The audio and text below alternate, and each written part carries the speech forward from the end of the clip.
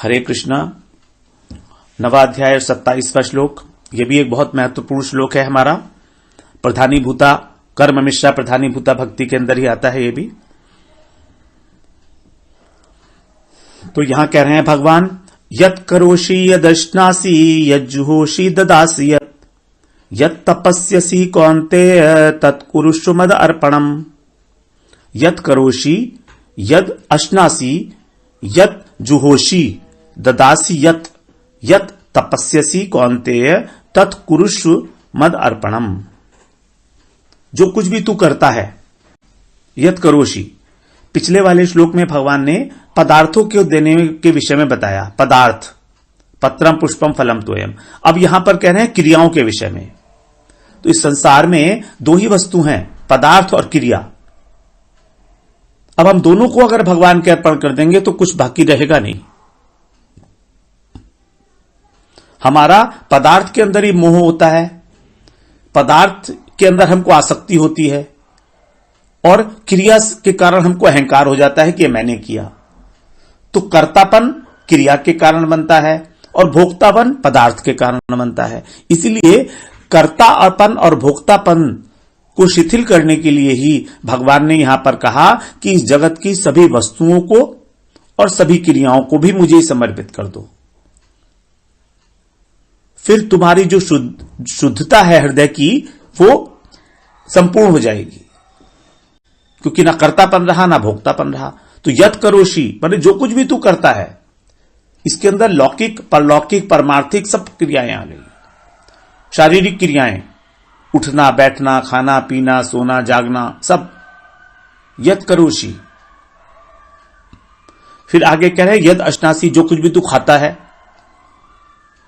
तो खाने की क्रिया, खाना सूंघना, ये सब जो हमारी ज्ञानेंद्रियों से होता है, तो ज्ञानेंद्रियों की क्रिया कर्मेंद्रियों की क्रिया दोनों आ गई। यज्जुहोषि, यज्जुहोषि मतलब जो हवन करता है कर्तव्य कर्म मानकर, तो ये यज्जुहोषि ददासियत, जो कुछ भी तू दान देता है। अब यहां पर यज्ञ दान और तप ये वैदिक क्रियाएं हैं, और अश्नासी जो खाना है वो लौकिक क्रिया है। खाना पीना सोना ये सब लौकिक क्रियाएं हैं। और वैदिक क्रियाएं कौन सी हैं? जो परलौकिक क्रियाएं हैं जिनसे स्वर्ग की प्राप्ति होती है, हृदय की शुद्धि होती है, वो है यज्ञ दान और तप। तो यत् तपस्यसि ददासि यत् तपस्यसि कौन्तेय तत्कुरुष्व मद अर्पणम्। वो मुझको अर्पण कर दे, कुरुष्व कर दे, अर्पणम मेरे अर्पण। मतलब जो कुछ भी तू करता है वो मेरे नाम से कर, मेरी प्रसन्नता के लिए कर।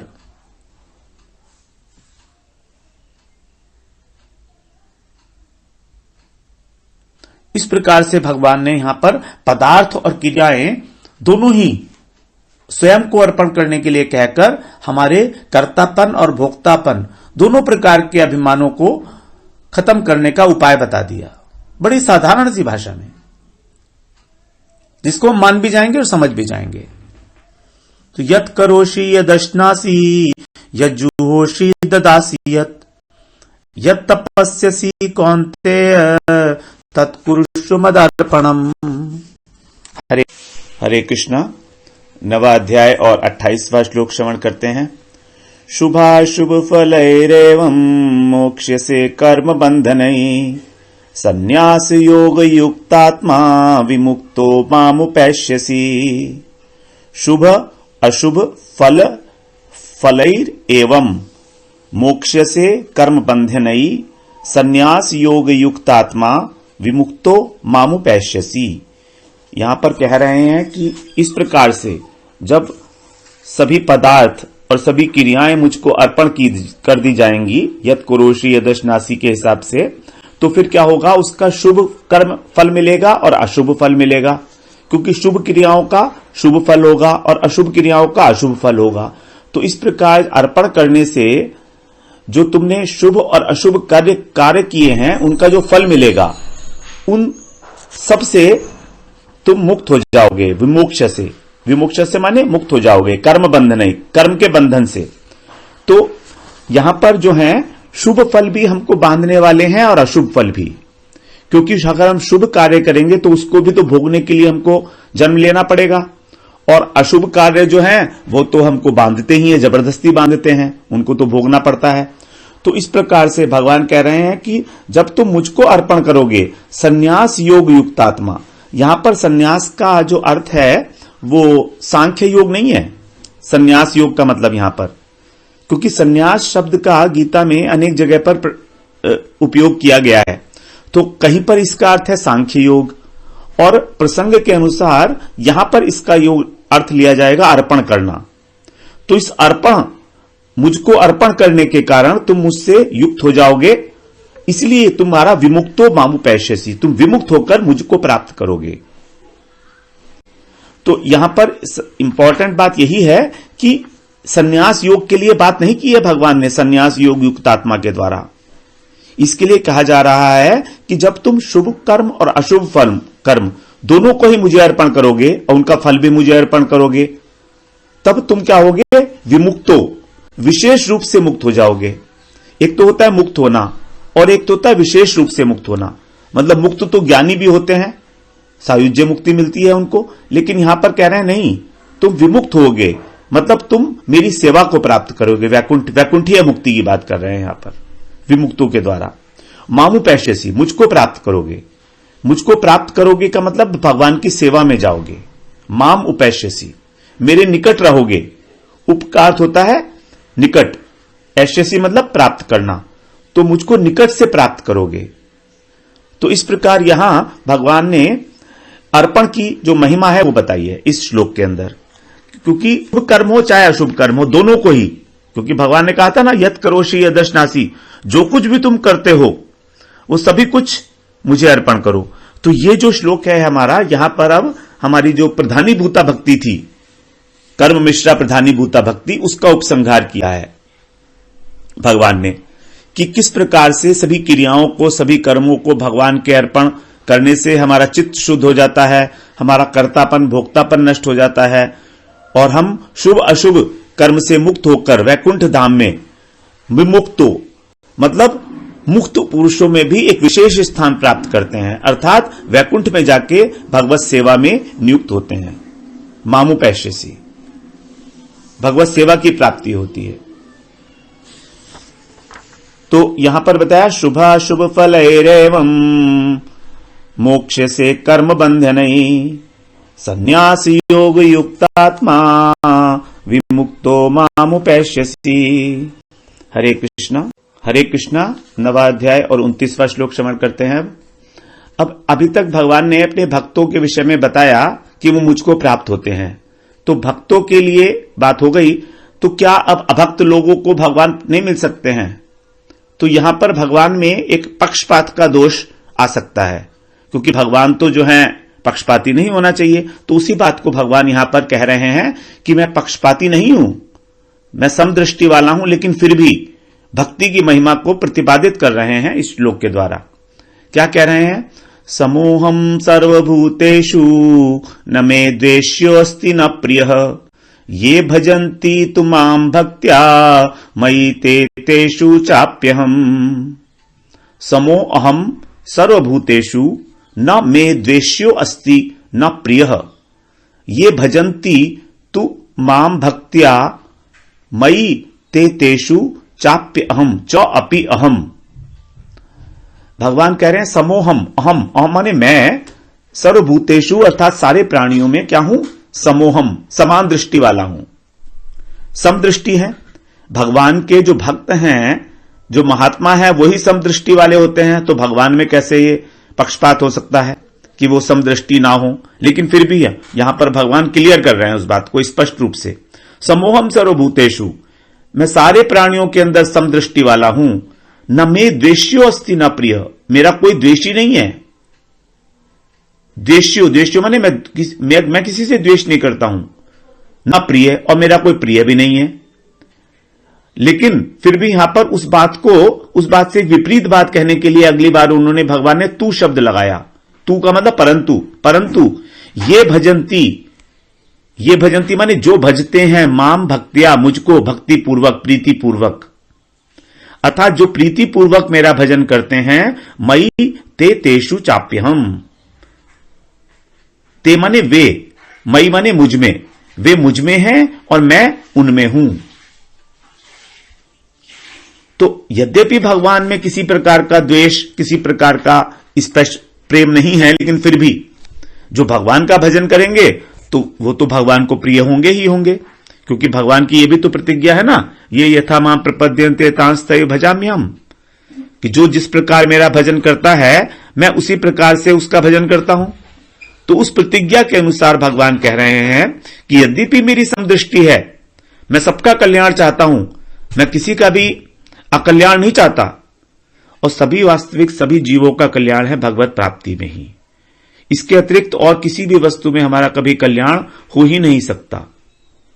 हमारी आत्मा का उद्धार केवल भगवान का भजन करने से ही होगा, और भगवान तो ये चाहते ही हैं।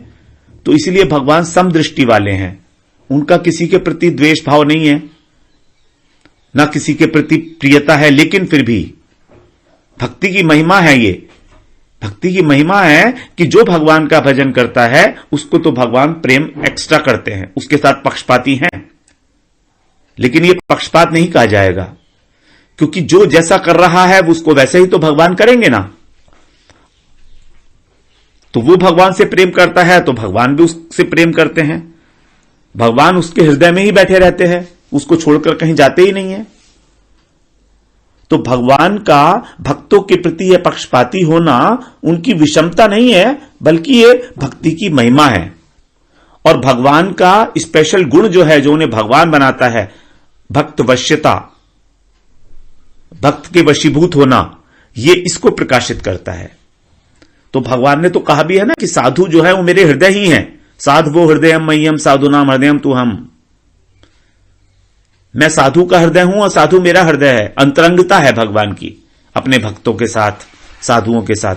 भगवान ने ये बात कही थी अम्बरीश जी की उसमें चरित्र में, दुर्वासा जी से भगवान ने ये बात कही थी, साधु हृदयम मह्यम साधु नाम हृदयम तु हम। और इससे पहले भी भगवान कह आए हैं, प्रियो ही ज्ञानिनो अत्यर्थम अहम सचमम प्रिय। ज्ञानी लोगों को भगवान प्रिय हैं, और इसलिए भगवान को भी ज्ञानी लोग, ज्ञानी भक्त प्रिय हैं उनके। तो इस प्रकार इसको किसी भी प्रकार से पक्षपात नहीं किया जा सकता। उसी बात को भगवान ने यहां पर बताई है कि यह भगवान की दयालुता है। तो कह रहे हैं, समोहम सर्वभूतेषु न मे द्वेष्योस्ति न प्रियः ये भजन्ति तु मां भक्त्या मयि ते तेषु चाप्यहम्। हरे कृष्णा। 9वां अध्याय और 30वां श्लोक श्रवण करते हैं। महत्वपूर्ण श्लोक है ये बहुत हमारा। यहां पर भगवान बता रहे हैं, अपि चेत सुदुराचारो भजते मामनन्य भाग साधुरेव समन्तव्यः सम्यक व्यवसितो हि सः। अपि चेत सुदुराचारो भजते माम अनन्य भाग साधु एव स मंतव्यः सम्यक व्यवसितो ही सह। अपि का मतलब है चेत, चेत का मतलब है यदि। यदि कोई सुदुराचारो, एक तो होता है दुराचारी, और भगवान यहां पर कह रहे हैं सुदुराचारी, मतलब अत्यंत अधिक दुराचारी, जिसने सभी प्रकार के पाप किए हैं, जघन्य से जघन्य पाप किए हैं, सुदुराचारी। तो दुराचारी से दुराचारी भी व्यक्ति जो है, भी अपि माने भी, मेरा भजन करता है। कैसे करता है? अनन्य भाग। अनन्य भाग का मतलब अनन्य भाव से, मेरा अनन्य भक्त होकर जो मेरा भजन करता है। अब यहां पर अनन्यता की महिमा बता रहे हैं भगवान, कि भगवान की अनन्य भक्ति के द्वारा क्या हो सकता है, चाहे कितना ही बड़ा पापी क्यों न हो, साधुरेव स मंतव्य है। साधु एव माने ही, स माने उसको, मंतव्य माने मानो। अर्थात वह व्यक्ति जो सुदुराचारी है वह भी साधु मानने योग्य है। मंतव्य है, साधु मानने योग्य है, मानना चाहिए उसको हमें साधु। और साधु कौन होता है? साधु तो भगवान का अनन्य भक्त होता है। तो क्यों, उसका कारण क्या है साधु मानने का? साधु का मानने का कारण भगवान आगे बता रहे हैं, सम्यक व्यवसितो ही सह। सम्यक माने अच्छी प्रकार से भली भांति व्यवसितो का मतलब उसने ये निर्णय कर लिया है, उसकी जो बुद्धि है उसने ये निर्णय कर लिया है, व्यवसित हो गई है बुद्धि। व्यवसायत्मिका बुद्धि मतलब जो एक निष्ठ बुद्धि है, जिसने ये निश्चित कर लिया है भली भांति क्या कि वो भगवान का अनन्य भाव से भजन करेगा। ही मने क्योंकि सह मने वह सम्यक व्यवस्थित है, उसकी बुद्धि सम्यक रूप से व्यवस्थित है, मतलब उसकी बुद्धि ने यह निश्चय कर लिया है अब कि अब वो आगे जीवन पर्यंत भगवान का अनन्य भाव से ही भजन करेगा, किसी अन्य देवी देवता का नहीं करेगा। यहां पर अनन्य भाग का, अनन्यता का हम लोग पहले भी 22वें श्लोक में श्रवण कराए हैं। अनन्यता भगवान के प्रति 3 प्रकार से सिद्ध होती है, साधन की दृष्टि से, साध्य की दृष्टि से और कामनाओं की दृष्टि से। साधन की दृष्टि से मतलब वो भक्ति का ही आश्रय लेगा, न कि कर्म और ज्ञान का, कर्म ज्ञान योग का नहीं आश्रय लेगा। साध्य एकमात्र परम पुरुषोत्तम भगवान कृष्ण की ही साधना करेगा, वही है लक्ष्य, कोई अन्य देवी देवता नहीं है। विष्णु तत्व के अतिरिक्त कोई भी उसका उपास्य नहीं है। सबका आदर करेगा, लेकिन उपासना से भक्त भजन जो करेगा वो भगवान का करेगा, और अन्य अभिलाषा नहीं करेगा संसार की किसी भी प्रकार की। भगवान को छोड़कर किसी भी अन्य प्रकार की अभिलाषा नहीं करेगा, तो उसकी सारी क्रियाएं, उसके सारे पदार्थ भगवान के लिए ही अर्पण होंगे और भगवान की प्रसन्नता के लिए होंगे। यह है अनन्य भाव। अब जब उसने इतना बड़ा निर्णय कर लिया है अपने जीवन में, तो उसके जीवन में यदि किसी कारणवश, प्रारब्ध के कारण अथवा दुस्संग के कारण यदि कोई पाप दिखाई भी दे जाता है, तो भगवान कह रहे हैं उसकी चिंता मत करो, तो भी उसको साधु ही मानो। ऐसा नहीं है कि अगर कभी उसकी जो प्राचीन आदत है उसके हिसाब से अगर उससे कहीं कोई पाप बन गया तो हम उसको कहें कि नहीं ये साधु नहीं है, ये तो ऐसे ड्रामा कर रहा है, ढोंगी है। तो ऐसा तो देखने में आता है अधिकतर ऐसा हम कहते हैं कि किसी की कोई भी दोष अगर दिखाई दे जाए एक साधु व्यक्ति में, तो फिर सारा का सारा समाज उसके पीछे पड़ जाता है कि ये तो ढोंगी है। लेकिन ऐसा नहीं है, भगवान कह रहे हैं, क्योंकि हम उसके निश्चय को तो जान नहीं सकते ना कि उसने क्या निश्चय किया हुआ है अपने जीवन में। तो इसीलिए हमको इस बारे में बहुत अधिक सावधानी रखनी चाहिए। अगर हम उसको साधु नहीं मानेंगे, उसको वैष्णव नहीं मानेंगे, तो हमको दोष लगेगा और हमें अपराध होगा हमारा, और यह अपराध जो है वैष्णव अपराध माना जाएगा, क्योंकि वैष्णव के जो अंदर दोष हैं उसको देखने का विधान नहीं है, वो उसी वैष्णव अपराध के अंदर आता है। तो प्रायः कदाचित दोष किसी वैष्णव में देखे जाते हैं, लेकिन हम उसको वैष्णव ही मानेंगे, उसको साधु ही मानेंगे। यही है भगवान की आज्ञा। तो भगवान की आज्ञा भी है कि उसको साधु मानो, नहीं मानेंगे तो अपराध होगा, भगवान की अवज्ञा भी होगी और साथ में वैष्णव अवज्ञा भी होगी, दोनों बातें होंगी। अपि चेत सुदुराचारो भजते माम अनन्य भाग साधुरेव समन्तव्य सम्यक व्यवसितो ही सह। हरे कृष्ण। नवाध्याय और 31वां श्लोक है। यहां पर अब भगवान कह रहे हैं ये भक्ति की जो शक्ति है उसको बताया जा रहा है, उसमें कितनी शक्ति है अनन्य भक्ति में। क्षिप्रम भवति धर्मात्मा शाश्वत शांति निगच्छति कौन्तेय प्रतिजानीहि न मे भक्तः प्रणश्यति। क्षिप्रम भवति धर्मात्मा शाश्वत शांति, संधि विच्छेद होगा इसका, शाश्वत शांति, शांतिम निगच्छति कौन्तेय प्रतिजानीहि न मे भक्तः प्रणश्यति। क्षिप्रम माने तत्काल, वह व्यक्ति जिसने इस प्रकार का निश्चय कर लिया है कि वो भगवान का अनन्य भाव से भजन करेगा, वो क्या होता है, भवति धर्मात्मा, वो तुरंत धर्मात्मा हो जाता है। शाश्वत शांतिम निगच्छति, और उसको शाश्वत शांति की प्राप्ति होती है, जो शांति कभी खत्म नहीं होती, उसकी बात कर रहे हैं भगवान। कौन्ते प्रतिजानीहि, हे कौन्ते, हे कुंती पुत्र प्रतिजानीहि, प्रतिजानी का मतलब प्रतिज्ञा करो, तुम ऐसी प्रतिज्ञा कर लो, न मे भक्तः प्रणश्यति, कि मेरा भक्त नाश नहीं होता, मेरे भक्त का कभी नाश नहीं होता।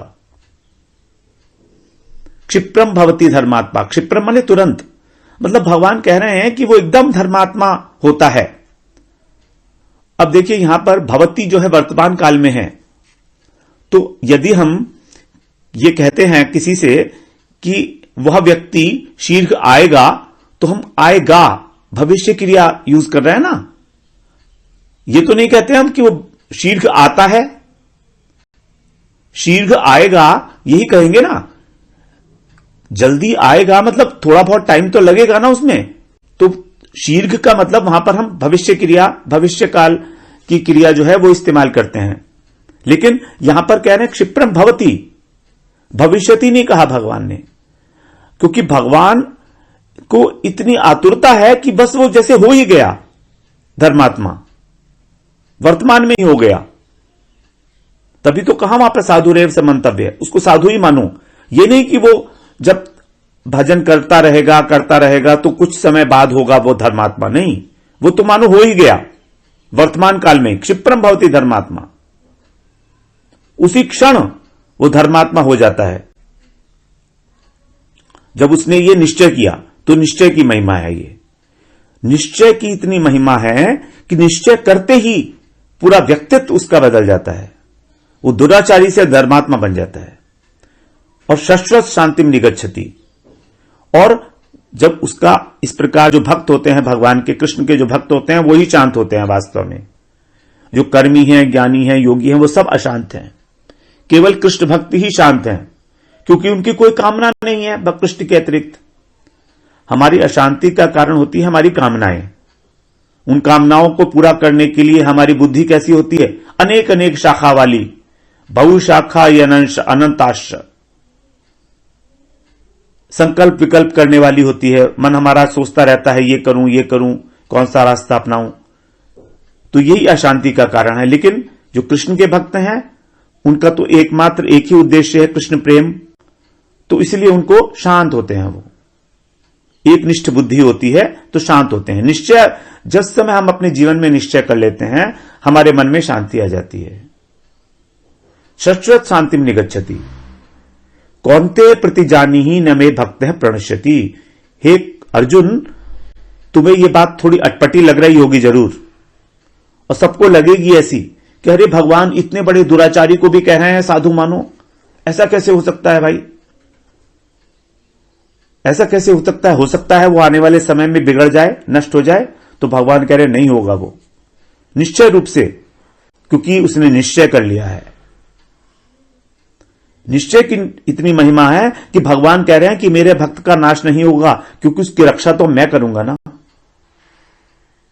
अनन्यास चिंतयन्तो माम, उसका योग क्षेम तो मैं वहन करूंगा। तो जब मैं किसी की रक्षा कर रहा हूं तो उसका नाश कैसे हो सकता है। प्रणश्यति, प्रकृष्ट रूप से नाश, अर्थात वो बिल्कुल नाश को प्राप्त नहीं होगा। और यदि कभी उसका किसी कारणवश पतन देखा भी जाता है तो वो मेरी इच्छा से हो रहा है, इस संसार के लिए एक शिक्षा देने के लिए। ऐसा पुराणों में कई जगह देखा गया है कि भाव भक्ति के स्तर तक पहुंचे भक्तों का पतन देखा गया है। जैसे जड़ भरत, महाराज भरत थे तो उनका हिरण की योनि में जन्म हुआ था, लेकिन वो पतन नहीं था वास्तव में, क्योंकि उनको अगले ही जन्म में तो भगवत प्राप्ति हो गई थी। वो लोक शिक्षा के लिए ही ऐसा देखा जाता है। तो न मे भक्त है प्रणश्यति, क्योंकि भगवान साक्षात स्वयं उनकी रक्षा करते हैं आके। इस प्रकार भगवान के जो भक्त हैं वो हमेशा निर्भय होकर विचरण करते हैं।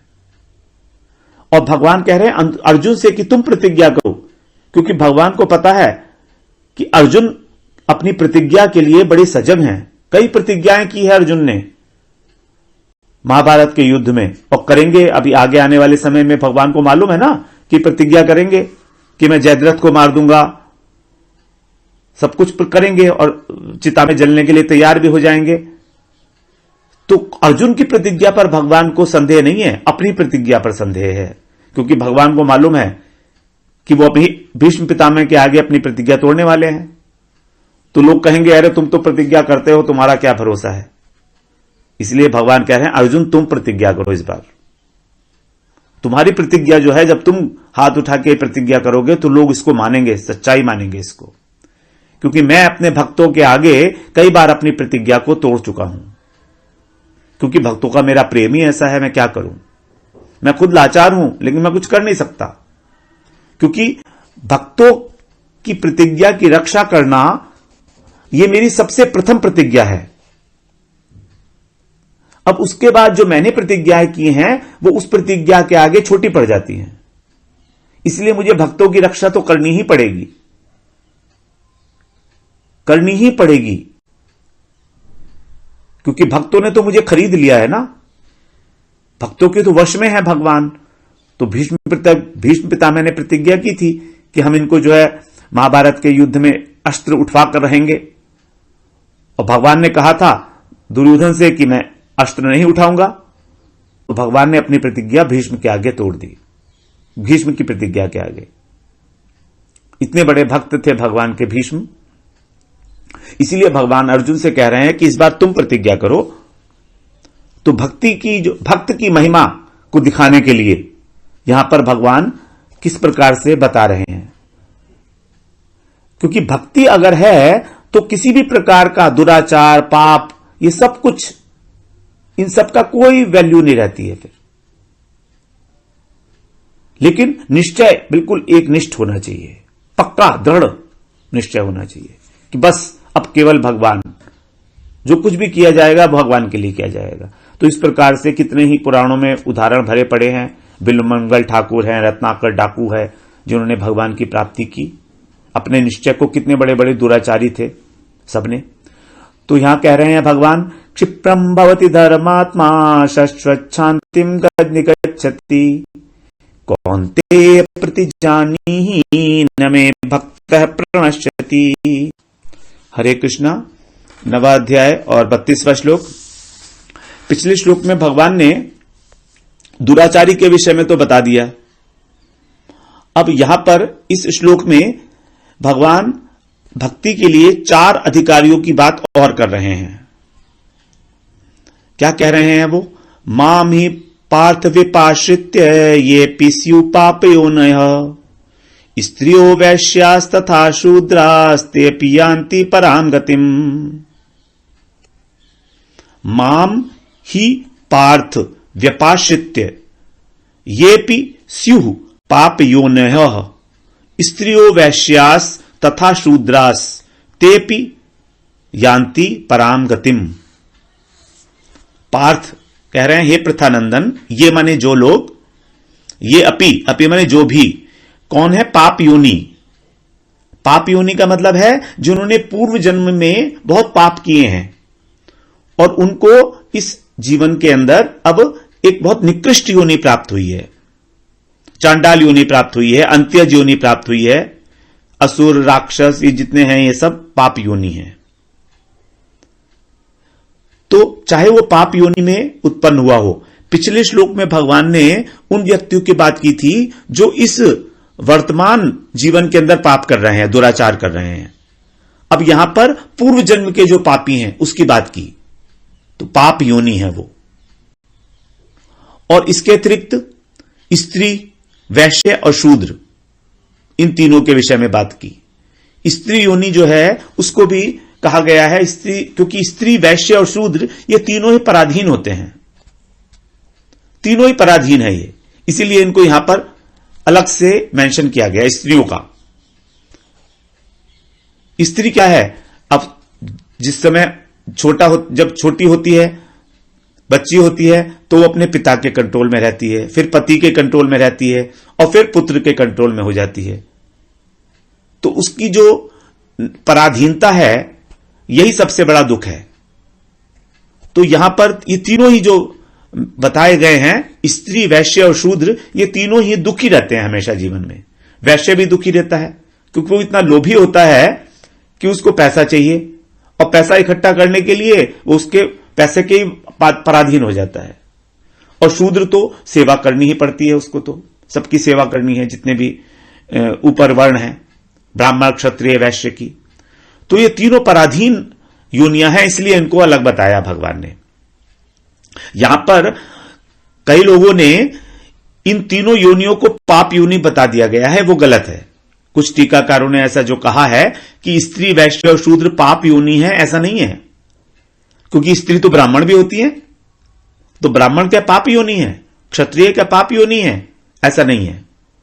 पाप योनि का मतलब यहां पर है कि जो चारों वर्णों से भी निकृष्ट योनियां हैं, अंत्यज हैं,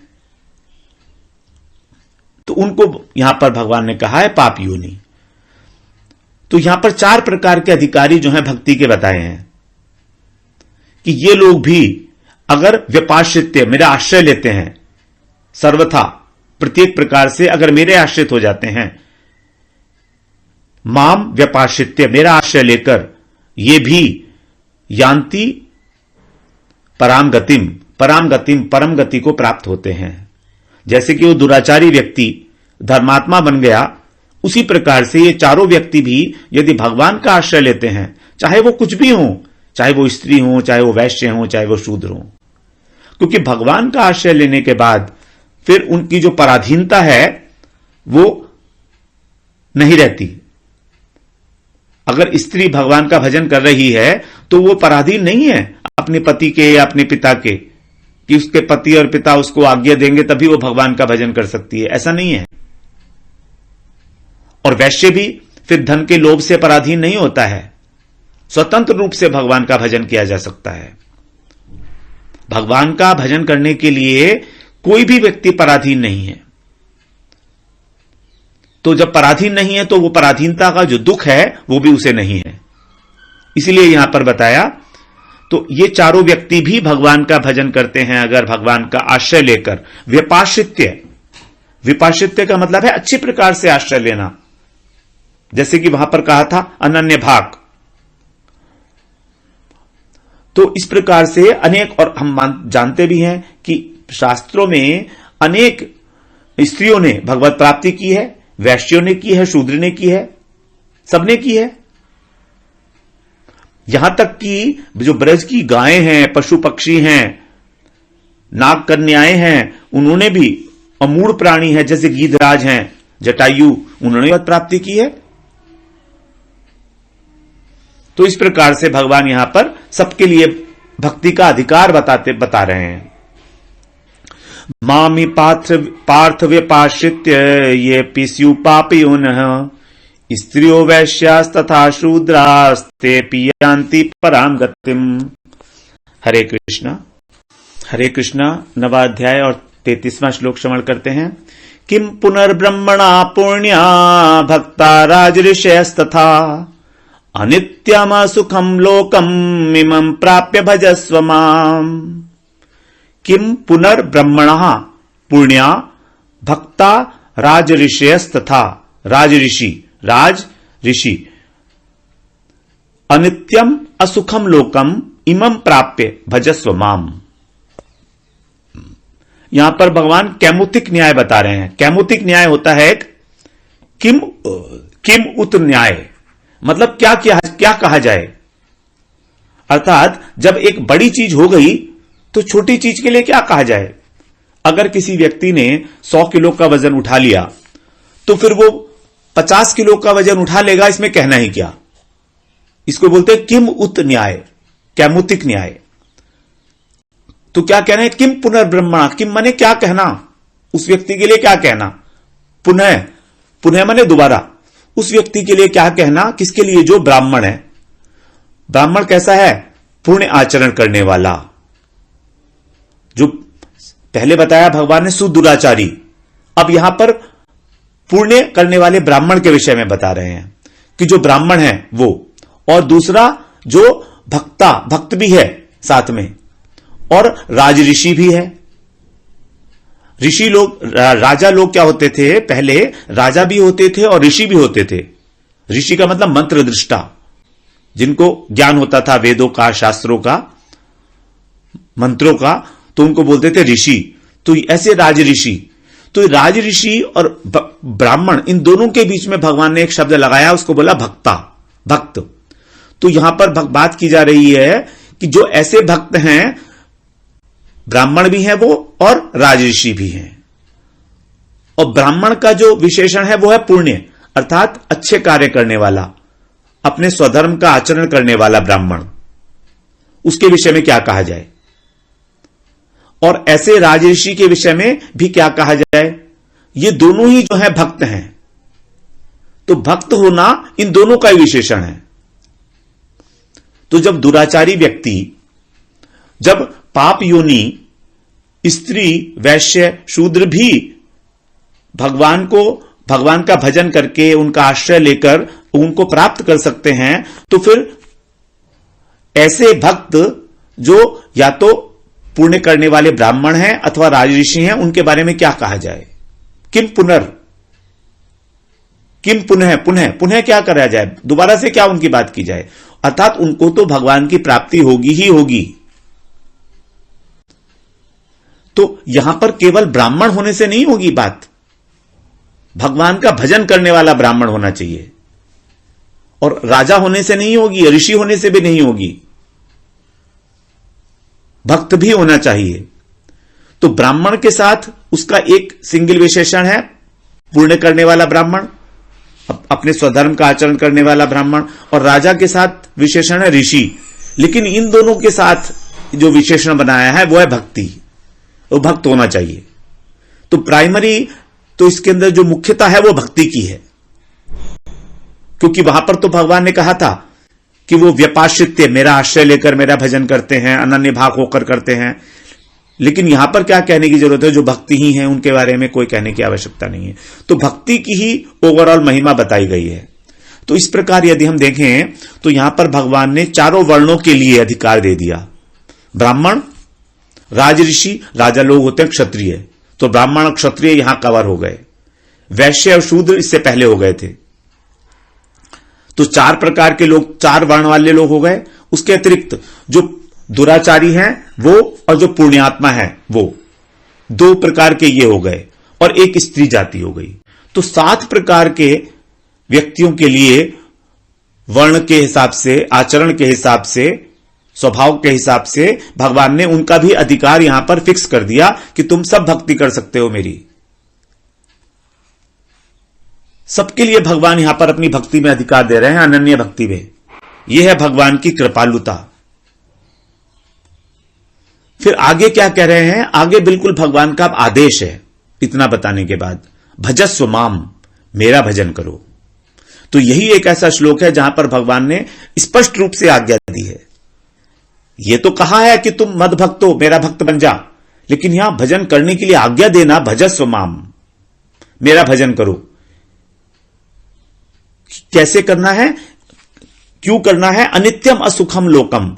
अनित्यम, ये जो संसार है ये अनित्य है, नश्वर है। असुखम, इसके अंदर सुख तो है नहीं किसी प्रकार का। इस संसार में ना तो इस संसार में सुख है और ना इस शरीर में सुख है। तो लोकम का अर्थ यहां पर जो है बताया गया शरीर। तो इस शरीर को प्राप्त करके, इस शरीर के अंदर ना तो किसी प्रकार का सुख है और ना ही ये नित्य है, रहने वाला है हमेशा। कुछ समय के लिए मिला है, 50, 60, 70, 80 वर्ष के लिए, और फिर क्षीण हो जाएगा। तो इसको प्राप्त करके तुम मेरा भजन करो, ये आज्ञा है भगवान की। अर्थात भगवान ने हमको ये शरीर जो दिया है, इस शरीर को देने का कारण ही यही है कि हम भगवान का भजन करें। क्योंकि ये शरीर तो दुखों का आलय है, भंडार है। जब बचपन में जन्म होता है तो बच्चा रोता हुआ आता है, और रोता हुआ आता है, क्यों रोता आता है? क्योंकि उसको सारी जीवन रोना है, और हजारों जन्मों से वो रोता चला आ रहा है, तो वो रोता हुआ ही आता है। दुखी दुख है, बचपन का दुख है, फिर पढ़ाई लिखाई का दुख है, उसके बाद फिर पढ़ने का दुख है, फिर नौकरी का दुख है, फिर पैसे कमाने का दुख है, उसके बाद फिर जब वृद्धावस्था आने लगती है तो बीमारियां आ जाती हैं, उसका दुख है। तो दुखालयम अशाश्वतम, 8वें अध्याय में भगवान आगे बताएंगे क्या है ये। तो यहां पर कह रहे हैं असुखम, सुख है ही नहीं यहां पर। असुखम कहा मतलब इसमें सुख ढूंढना हमारी मूर्खता है ही नहीं तो मिलेगा कहां से? और जहां पर है वहां हम ढूंढ नहीं रहे हैं। वो है कहां पर? सच्चित आनंद, जो भगवान है उनका स्वरूप है सच्चित आनंदमय। वहां पर है आनंदैक मात्रम, केवल भगवान आनंद मात्र ही है। तो वहां पर आनंद के अतिरिक्त और कुछ है ही नहीं। तो जहां है वहां हम ढूंढ नहीं रहे, और जहां नहीं है वहां हम ढूंढ रहे हैं। इस शरीर में हम सुख ढूंढ रहे हैं, और जबकि सुख है, नित्य सुख है भगवान के अंदर केवल। और इस शरीर में जो सुख दिखाई दे रहा है वो अंत में दुख देने वाला ही बनता है। चाहे कितना ही इस शरीर को हम संभाल लें, लेकिन अंत में इसमें दुख देना ही देना है इसको। तो हमारा जितना भी प्रयास है इस शरीर से सुख लेने का, वो अंत में दुखदायी बनेगा ही बनेगा। इसीलिए भगवान हमको स्पष्ट रूप से आज्ञा दे रहे हैं कि तुम भजन करो। भजस्व माम, ये 9वां अध्याय में बहुत इंपॉर्टेंट श्लोक है हमारा 33 श्लोक, कि अब भजन करने के लिए भगवान ने 7 लोगों को अधिकार दिया, वर्ण, आचरण और स्वभाव के अनुसार। स्वभाव का मतलब चाहे पाप करे चाहे पुण्य करे। वर्ण का मतलब चाहे उसका वर्ण शूद्र है, चाहे किसी भी प्रकार का, ब्राह्मण है, क्षत्रिय है, वैश्य है। व्यक्तित्व का मतलब जैसे चाहे पुरुष हो चाहे स्त्री हो। इससे भी कोई मतलब नहीं है कि पुरुष जाति के लोग भजन कर सकते हैं, स्त्री जाति नहीं कर सकती, ऐसा नहीं है। तो यहां पर भगवान एक बार और श्रवण करते हैं इसको श्लोक को। किम पुनर्ब्रह्मणः पुण्या भक्ता राजऋषयस्तथा अनित्यम असुखम लोकम इमं प्राप्य भजस्व माम। हरे कृष्णा। अंतिम श्लोक 9वें अध्याय का 34वां श्लोक, इसको श्रवण करते हैं हम। इंपॉर्टेंट श्लोक है। मन्मना भव मद भक्तो मद्याजी माम नमस्कुरु मामे वैश्यसी युक्त्वा एवं आत्मानं मत्परायणः। मन्मना भव मद भक्तो मद्याजी माम नमस्कुरु मामेव माम प्लस एव प्लस ऐश्यसी युक्त्वा प्लस एवं प्लस आत्मानं मत्परायणः। मन मना भव। अब भगवान ने 33 श्लोक में कहा मेरा भजन करो, तो भगवान का जो अनन्य भजन है वो कैसे किया जाएगा वो यहां पर बता रहे हैं। तो इस श्लोक की जो पहली लाइन है, जो पूर्वार्ध है, वो वही है जो 18वें अध्याय में भी भगवान ने 65वें श्लोक में बोला है। सेम है, रिपीट है। तो ये बड़ा इंपॉर्टेंट है, इसलिए यही है भजन की पद्धति। क्या कह रहे हैं भगवान? मन मना भव, मेरे मन वाला हो। भव माने हो। भगवान ने 7वें अध्याय का जो आरंभ किया था उसको स्टार्ट में कहा था मय्यासक्त मना पार्थ, अपने मन को मुझ में आसक्त करके। तो यहीं पर उसी का उपसंहार कर रहे हैं भगवान। मन मना भव,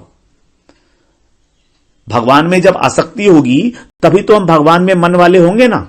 अर्थात भगवान, मन क्या करता है? मन करता है इच्छाएं। तो भगवान की इच्छा में अपनी इच्छा को मिला देना ही मन मना भव है। और भगवान की इच्छा में अपनी इच्छा को मिला देना, अपनी कोई स्वतंत्र इच्छा ना रखना। भगवान हमसे जो चाहते हैं हमें वही करना है, केवल वही, क्योंकि हम भगवान के दास हैं, नित्य दास। और दास की एक ही कर्तव्य है अपने स्वामी की सेवा करना, उसकी इच्छा का पालन करना। तो मन मना भव, तू अपना मन मुझे दे दे, मेरी इच्छा वाला हो जा। और भगवान की इच्छा जानने के लिए हमको क्या करना होगा? हम तो नहीं जानते भगवान की इच्छा क्या है, लेकिन हम गुरुदेव की इच्छा को जानते हैं अपने। तो गुरुदेव की इच्छा ही भगवान की इच्छा है। शास्त्रों में भगवान ने अपनी सारी इच्छाएं बता रखी हैं, वो हमसे क्या चाहते हैं। उन्होंने भी हमें आदेश भी तो दिया, भजस्व माम, मेरा भजन कर। ये उनकी इच्छा है। अनेक प्रकार से नवधा भक्ति बताई, वो उनकी इच्छा है, उसका पालन करना। तो हम गुरुदेव की इच्छा को जानते हैं, और गुरुदेव की इच्छा को जानकर हम गुरुदेव की इच्छा पूरा करेंगे तो भगवान की इच्छा पूरी हो जाएगी। क्योंकि दोनों में तो कोई अंतर नहीं है, प्रकाश है गुरुदेव भगवान का। तो मन मना भव। अब अर्जुन कहें अगर मैंने तुम्हें मन दे दिया तो मैं युद्ध कैसे करूंगा? तुम कह रहे हो युद्ध भी मन लगा के कर अच्छे प्रकार से, तो ये तो मेरे बस की नहीं है, मैं तुम्हें मन नहीं दे सकता। फिर भगवान कह रहे हैं ठीक है कोई बात नहीं, मद भक्तो, तू मेरा भक्त बन जा। Second option. अब भक्त बनने का मतलब है कि तुम उससे प्रेम कर। अब प्रेम तो हम किया जा सकता है ना, प्रेम करते हुए हम अपना कर्तव्य कर्म का पालन कर सकते हैं। हम अपने माता पिता से प्रेम करते हैं तो भी हम अपने ऑफिस में जाके कार्य करते हैं। तो तुम उससे प्रेम कर। मन की बात कह रहा है ना, तो मन तो मेरे को अपना युद्ध में लगाना पड़ेगा, तो तुम मेरे को प्रेम कर। बस यहां प्रेम की महिमा, भक्ति की महिमा आ गई।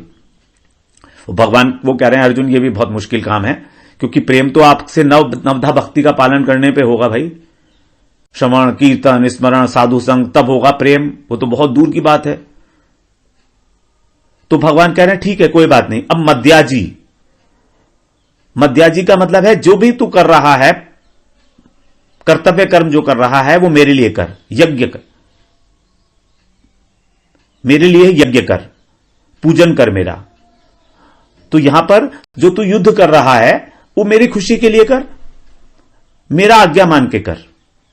तो अर्जुन यहां पर जो है कह रहे हैं कि भगवान कह रहे हैं कि तू मेरी आज्ञा मान के जो भी काम कर रहा है, यत् करोषि यदश्नासि, मेरा पूजन कर, मेरे को अर्चना वंदना कर। अब अर्जुन कहें कि नहीं ये भी सब संभव नहीं है प्रभु, ये तो बहुत मुश्किल है अभी। फिर को लास्ट ऑप्शन दिया भगवान ने, माम नमस्कुरु। ठीक है मुझे प्रणाम तो कर ले, प्रणाम करने में तो तेरा कोई टाइम नहीं लगेगा, और प्रणाम करना सबसे मुश्किल काम है। प्रकृष्ट रूप से अपने को नम का मतलब होता न मैं नहीं हूं, अपना सारा अहंकार, अपना सारा अभिमान भगवान के चरणों में समर्पित करना, वही है प्रणाम। तो नमस्करू, मेरे को नमस्कार कर। नमस्कार का मतलब पूर्ण शरणागति। शरणागति के जो 6 लक्षण हम लोग श्रवण कराए हैं, उसमें सबसे बड़ा लक्षण जो स्वरूप लक्षण था वो था रक्षयतीति विश्वासो, कि भगवान ही मेरी रक्षा करेंगे। तो ये नमस्कार है, आत्मनिवेदन जो है, जो बलि महाराज ने किया था। जब त्रिविक्रम भगवान ने वामन रूप से त्रिविक्रम प्रकाशित किया और 3 पग भूमि मांगी महाराज बलि से, तो 2 पग में उन्होंने सब कुछ नाप लिया और तीसरे पग के लिए बलि महाराज ने अपना मस्तक अर्पण कर दिया, ये कह के कि महाराज मैंने जो दिया वो तो मुझसे छोटा ही था, क्योंकि दान से दाता बड़ा होता है। तो बलि महाराज ने कहा कि मैं अपने मस्तक का दान करता हूं आपको, मैं अपने अहंकार का दान करता हूं, मैं अपने अभिमान का दान करता हूं, अपनी बुद्धि का दान करता हूं आपको, क्योंकि ये तो उससे बड़ा है, दान से बड़ा है दाता। तो भगवान उनकी इसी बात पर रीझ गए थे। तभी भगवान बलि महाराज का जो आत्मनिवेदन है वो उसके आचार्य हैं, आत्मनिवेदन भक्ति के। तो माम नमस्कुरु, मामेव एष्यसि, माम एव एष्यसि, यही बात भगवान ने कहा था। माम माने मुझको, एव ही एष्यसि माने प्राप्त करेगा। युक्त्वा एवं आत्मानम मत परायण है, तो इस प्रकार मुझसे युक्त हो जाएगा। एवं माने इस प्रकार, युक्त्वा माने युक्त होकर, आत्मानम माने अपनी बुद्धि से, मन से, अंतःकरण से। तो जब तू ये सब क्रियाएं करेगा तो तेरा अंतःकरण मुझसे जुड़ जाएगा, मेरे अतिरिक्त तू कुछ सोच ही नहीं पाएगा, ना कुछ इच्छा कर पाएगा। तेरा संकल्प विकल्प निश्चय सब कुछ मुझे लेके होंगे। तो मन से, वाणी से और शरीर से जो भी क्रियाएं होंगी वो मेरी प्रसन्नता के लिए होंगी। युक्त्वा एवं, तो भगवान से युक्त होने के लिए भगवान ने ये 4 प्रकार के प्रणाली बताई इनको, भजन प्रणाली। अपना मन भगवान को देना, भगवान के भजन करना, भगवान का पूजन करना और भगवान को नमस्कार करना। क्योंकि कृष्ण को एक बार नमस्कार करके भी जो 10 अश्वमेध यज्ञ हैं उनसे अधिक फल की प्राप्ति होती है। क्यों? क्योंकि अश्वमेध यज्ञ करके पुनर्जन्म प्राप्त होता है, और कृष्ण को एक बार प्रणाम करके हमको पुनर्जन्म नहीं होता, पुनर्जन्म न विद्यते। इस प्रकार भगवान कह रहे हैं तुम मुझसे युक्त हो जाएगा तो मत परायण है, मेरा ही आश्रय हो जाएगा। मय्यासक्त मना पार्थ है योगम युंजन मदाश्रय, वहां पर कहा था 7वें अध्याय के पहले श्लोक में मद आश्रय, और यहां पर कह रहे हैं मत परायण, एक ही बात है। परायण का अर्थ होता है पर प्लस अयन, अयन का मतलब होता है घर, आश्रय। परम का मतलब होता है सर्वश्रेष्ठ। तो क्या है, भगवान ही मेरे सर्वश्रेष्ठ आश्रय हैं। जैसे रामायण, रामस्य अयनम, रामस्य अयनम, भगवान का जो घर है, राम का जो घर है वही है रामायण। तो यहां पर भगवान कह रहे हैं मत परायण, मेरे परायण, मेरा आश्रय लेकर तू मामे वैश्यसी, मुझको ही प्राप्त होगा। तो ये भगवान ने अर्जुन को उपदेश दिया 9वें अध्याय में अनन्या भक्ति में, और हमारा बहुत इंपॉर्टेंट श्लोक है। लेकिन अभी ये आगे 10वें अध्याय में भगवान की बातें चलती रहेंगी। भगवान ने जो बातें 7वें अध्याय से शुरू करना शुरू की थी, वो तो बीच में 8वां अध्याय आने से अर्जुन के प्रश्नों का उत्तर देना पड़ा भगवान को।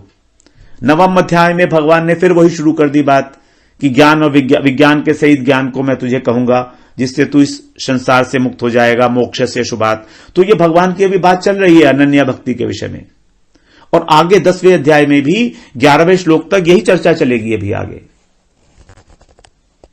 तो 11वें श्लोक तक हमारा भी अनन्या भक्ति ही चलेगी भगवान की जो है, 10वें अध्याय में भी।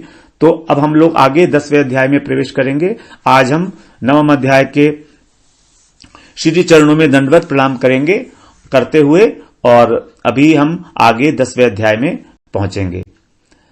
तो यहां पर भगवान का एक बार इस श्लोक को और हम रिवाइज करते हैं, उच्चारण करते हैं।